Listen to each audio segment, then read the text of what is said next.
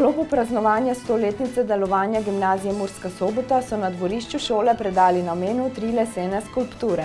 V murskosoboški bolnišnici slovesnost, na kateri so v uporabo predali nove pridobitve.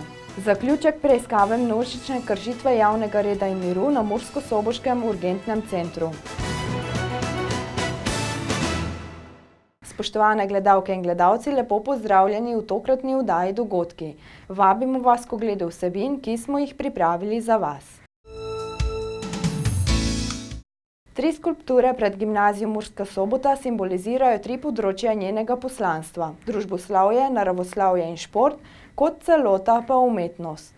Gimnazija Murska Sobota v letošnjem letu praznuje 100 let delovanja in v sklopu številnih dogodkov, ki jih posvečajo temu visokemu jubileju, je bila tudi otvoritev 3 lesenih skulptur, ki simbolizira njeno poslanstvo: izobraziti pomursko mladino in ji utreti pot v prihodnost. Po občutkih ob tej visoki in okrogli obletnici smo povprašali Romana Činča, ravnatelja Gimnazije Murska Sobota. Na srečo jubilej ni moj. Se pravi, moja leta sicer malo manjša od 100, ampak vseeno sem z Gimnazijo Murska Sobota povezan kar dolgo časa. Zaposlen 33 let, bil sem tudi dijak Gimnazije Murska Sobota 4 leta, kar pomeni, da sem nekako dobrih 37 let povezan z delovanjem te ustanove. In moji občutki so, bi rekel, pozitivni, kajti v tem času smo uspeli izpeljati marsikakšne projekte. Dejansko smo tudi marsikakšno stvar spremenili, ker se mi zdi, da je bistvo nekega razvoja ravno v tem, da se uvajajo pozitivne spremembe. Mislim, da tudi v prihodnje bo Gimnazija Murska Sobota v tem okolju tista inštitucija, ki bo uspela na vzgojno-izobraževalnem področju marsikaj postoriti. Sigurno so zgledi iz preteklosti pomembni, vendar današnji čas zahteva dejansko neke nove pristope, nove ideje, nov dostop nazadnje do ljudi, tudi do celotnega svetovnega znanja, ki je v dimenzijah, ko se dejansko prehitro povečuje, da bi ga bilo možno v celoti absorbirati. Tako da se mi zdi, da je pomembno, da v tem šolskem prostoru vzgajamo ljudi predvsem zato, da bodo znali iz te celotne količine znanja, iz te množice, ki dejansko vzbuja strah, izbrati tisto, kar je pomembno in potem tudi svoj pomemben delež prispevati. Izobraževalna ustanova je številnim generacijam dijakinj in dijakov ponudila znanje za nadaljevanje šolanja.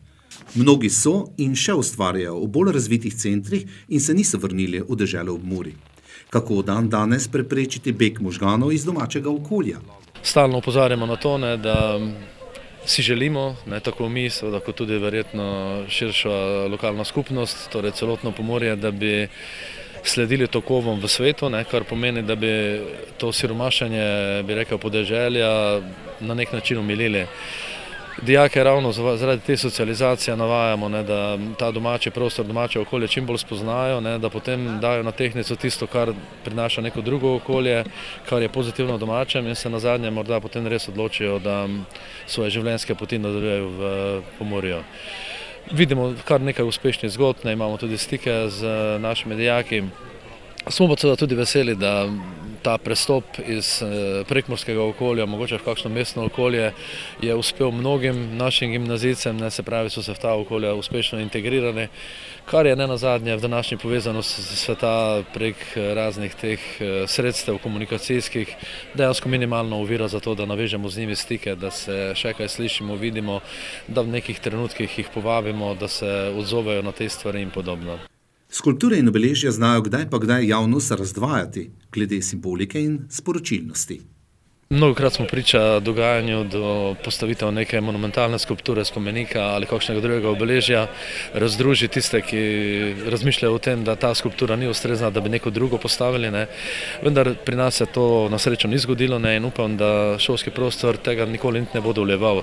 Torej, tu so postavljene take zadeve, ko so združevale neke udeležence, bi rekel celo iz Koroške, kot ste rekli, torej povezovale Slovenijo, pa še morda z zamejstvom v celoti. Po drugi strani pa tudi sama ideja, torej kaj napraviti, kaj bo na teh skulpturah predstavljeno, ni nikoli bila predmet nekih diskusij, ali je to ustrezno ali ni ustrezno. To me posebej veseli, da smo potem ta projekt v sodelovanju tudi z Soboško komunalo uspešno pripeljali do konca in res sem vesel, da ni bilo tistega dogajanja, ki dostikrat te skulpture obremeni in potem namesto, da bi bile vzgled nekega pozitivnega dogajanja, pride do nekega negativnega odziva. Ponosni na stoletnico delovanja šole so na Gimnaziji Murska Sobota številnimi dogodki, okroglimi mizami, športnimi prireditvami in umetniškimi srečanji skozi vse letošnje leto bogatili in žlahtnili njen obstoj. Tomi Bušinovski, koordinator dejavnosti ob stoletnici šole, je tako strnil misli o praznovanju in spomnil na dogodke, ki še sledijo. Glavni namen je seveda naša stoletnica. Letos na veliko praznujemo z mnogimi dogodki že v preteklem šolskem letu. To, kar je pa zdaj, današnji dan, je pa v bistvu rezultat kiparske kolonije, ki je bila v mesecu septembru.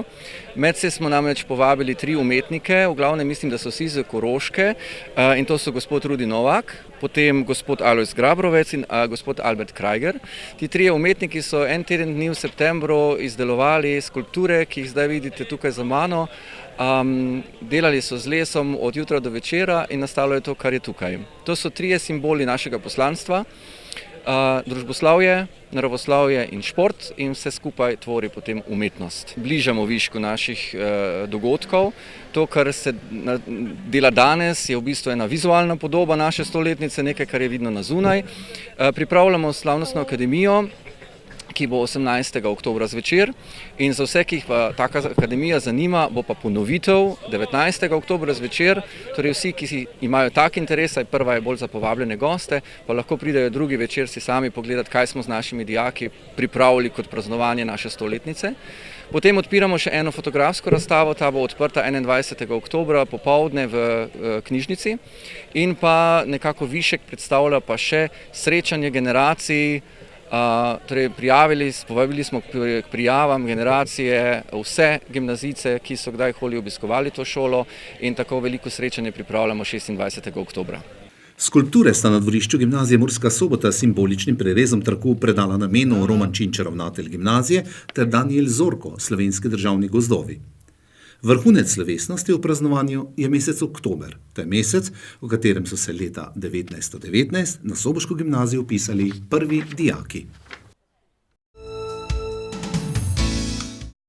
V Splošni bolnišnici Murska Sobota so v uporabo predali novo napravo za računalniško tomografijo, prenovili prostore za proizvodnjo aseptičnih in drugih magistralnih izdelkov ter razvojne ambulante s centrom za zgodnjo obravnavo.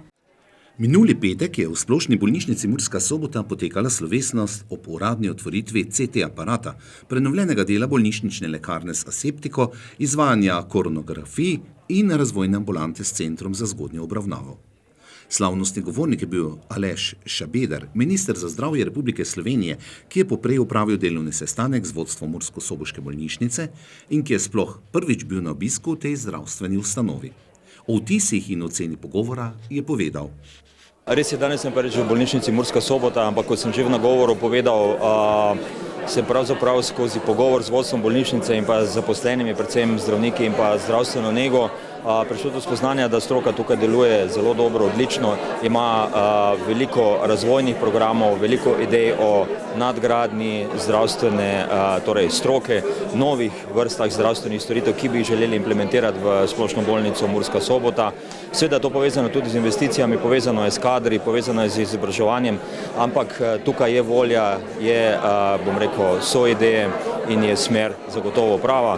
Bolnišnica Murska Sobota je, kot sem vam povedal, tudi že zelo pomembna regijska bolnišnica, pokriva pravzaprav 27 občin in je v zadnjih letih ali pa desetletjih iz lokalne bolnišnice postala pomemben regijski zdravstveni center.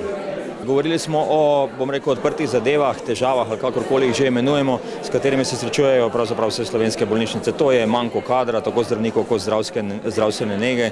Govorili smo o dokumentu kompetenc in reševanju odprtih vprašanj v zvezi z dokumentom. Govorili smo o investicijah, o likvidnostnem stanju bolnišnice, o nabavah in tako naprej. Pravzaprav so bile teme zelo podobne kot v ostalih bolnišnicah. Dogovorili smo nekaj nadaljnih korakov. Vesel sem, da nam je uspelo v letošnjem letu skozi proračun ministrstva spraviti te 2 pomembne investicije oziroma našo soudeležbo pri teh investicijah. Seveda, kot sem že povedal, je kar nekaj novih idej, želja, potreb, tako da bomo v skladu z našimi močmi seveda tudi na ministrstvo naprej v tej smeri delovali. Razmere v zdravstvu niso idealne, specifičnost težav v deželi ob Muri in tukajšnje bolnišnice pa je ocenil takole. Bi lahko tukaj izpostavil, največji problem je pomanjkanje zdravnikov. Bolnišnica Murska Sobota je zelo specifična po tej težavi, na določenih subspecialnostih dejansko manjka zdravnikov, tako da smo danes tudi o tem govorili, kako narediti nekoliko bolj atraktivno to okolje bolnišnice, zdaj bodi si skozi možnost izobraževanja, boljše delovno okolje, boljšo, bom rekel, drago medicinsko opremo, če temu tako rečemo, in drugih stvarih, ki bi nekako pripeljale mlade diplomante obeh medicinskih fakultet v to okolje, oziroma tudi strokovnjake iz tujine. Govorili smo tudi o problematiki prihoda tujih zdravnikov v Slovenijo, pa težavami v zvezi z znanjem slovenskega jezika oziroma znanjem na stopni C1. Tako da tudi tukaj sem seznanil vodstvo bolnišnice z novim pilotnim projektom, ki ga izvajamo skupaj z Filozofsko fakulteto, kjer bomo nekoliko prilagodili ta izpit torej za znanje slovenskega jezika in ga omejili na področje zdravstva oziroma medicine in ne na splošno področje. Če vam tako zelo po domače povem, danes morajo zdravniki znati napisati tudi esej o Prešernu, kar je relativno težko tudi za Slovenca, kaj šele za nekega tujca, tako da na tem projektu delamo. Se mi zdi, da je en izmed pomembnejših korakov pri zagotavljanju pa omogočanju tudi torej prihoda zdravnikov iz tretjih dežel. S vodstvom sem seznanil danes tudi z prizadevanji ministrstva po povečanem vpisu na obeh medicinskih fakultetah. Verjetno veste, da se je vpis na obeh medicinskih fakultetah zmanjšal in je manjši, kot je bil pred 10 leti, tako da bi nekako tudi na ministrstvu želeli, da se ta vpis zopet vrne na raven, kot je bila v šolskih letih 2008, 2009, 2010 in tako naprej. Saj ne nazadnje potrebujemo zdravnike iz, bom rekel, domačega šolskega sistema in ne smemo puščati naših, če rečem temu, zlatih maturantov pred vrati obeh medicinskih fakultet.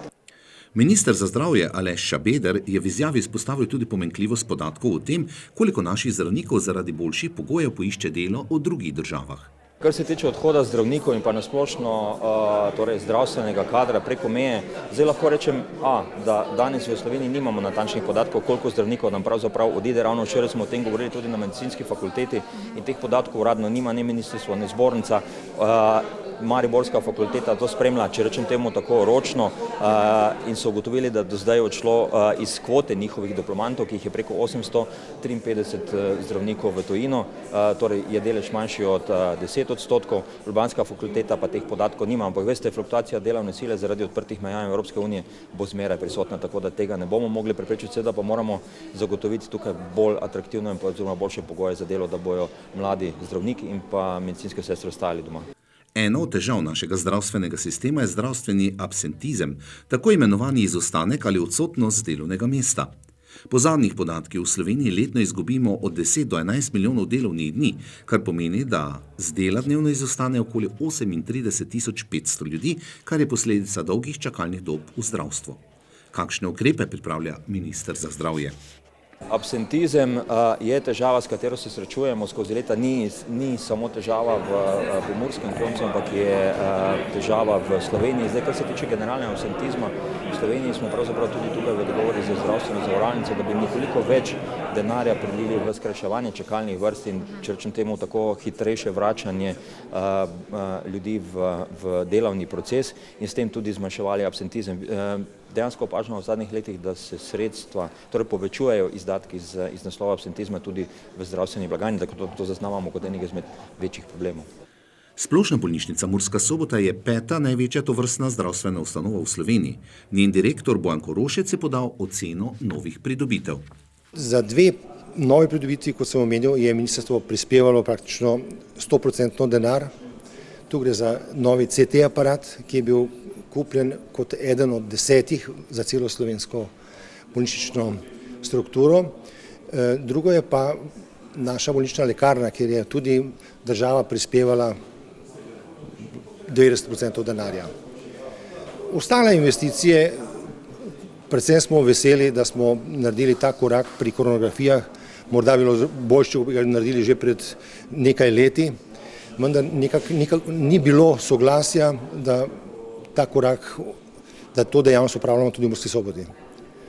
Vendar dejstvo, da je srčnih bolnikov v slovenskem prostoru največ v severovzhodnem koncu Slovenije, v Prekmurju, da je največ miokardnih infarktov, da največ ljudi tudi umre zaradi infarkta tukaj, je bila tista sila, da smo potem to šli preko vseh nekih zaprek in smo to tudi odprli.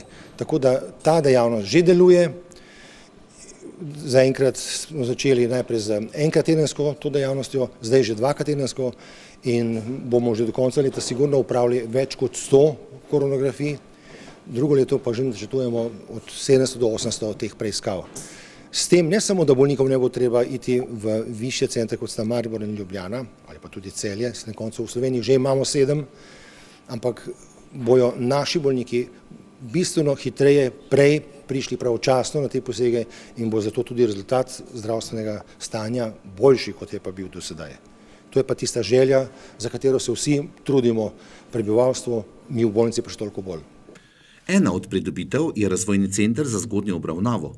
Kako je s prepotrebnim dodatnim kadrom? Ali so uspeli pripeljati v bolnišnico strokovnjake z tega področja? Odgovor bi moral biti da in ne. Da, zato ker so na našem plačnem listu, vendar morajo opraviti še specializacijo. Ampak žal je tako, da ne dobiš strokovnjaka, kar bi šel v trgovino in ga kupiš, ampak ga je treba pač izobraževati in to zdaj tudi poteka. Vendar, če smo prej v tem razvojni ambulanti, kot smo rekli, zdaj pa to razvojni center, kar že pomeni bistveno razliko, imeli 2 ali 3 ljudi, jih imamo zdaj že 14 različnih specialnosti in lepo je videti ta tim, še bolj pa malčke oziroma njihove starše, ki so zdaj res zadovoljni, ker je večja, boljša, kvalitetnejša obravnava. Ministrstvo za zdravje je k projektu ureditve bolnišnične lekarne pristopilo s ciljem zagotovitve ustreznih prostorov za to področje dela ter zagotovitve nove tehnološke opreme, s tem pa tudi varno okolje za zaposlene. Slovesno so s krajšim kulturnim programom popestrili veseli Marki, učenke in učenci osnovne šole Beltinci. Razveseljuje pohvala ministra za zdravje, da vodstvo bolnišnice deluje proaktivno in išče svoje razvojne možnosti, kar omogoča stalni napredek.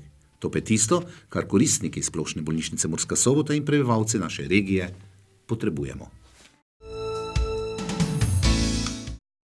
Policisti Policijske postaje Murska Sobota so zaključili s preiskavo množične kršitve javnega reda in miru na Mursko-Soboškem urgentnem centru. Več pa v prispevku. Na Policijski postaji Murska Sobota so pripravili izjavo za javnost, povezano z zaključkom preiskave množične kršitve javnega reda in miru na Mursko-Soboškem urgentnem centru. 19. septembra okoli 15. ure smo policisti prejeli več prijav kršitev javnega reda in miru v prostorih Splošne bolnišnice Murska Sobota.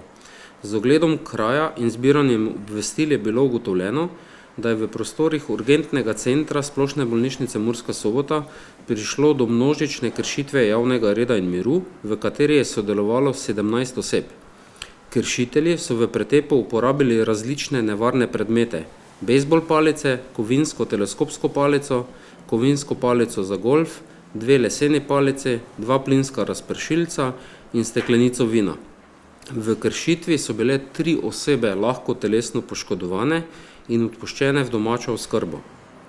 Policisti Policijske postaje Murska Sobota smo zaključili obsežno preiskavo množičnega pretepa in zoper 11 osumljenih oseb, starih med 29 in 59 let, bo podana kazenska ovadba zaradi suma storitve kaznivega dejanja nasilništva po drugem odstavku 296. člena kazenskega zakonika, za katerega je predpisana kazen zapora do 3 let.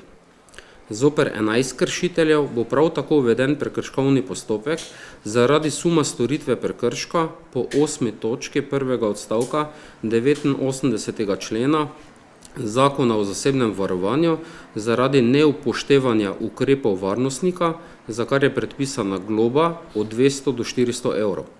Zoper 3 kršitelje bo uveden prekrškovni postopek zaradi suma storitve prekrška po prvem odstavku 6. člena Zakona o varstvu javnega reda in miru, za katerega je predpisana globa od 250 do 500 evrov.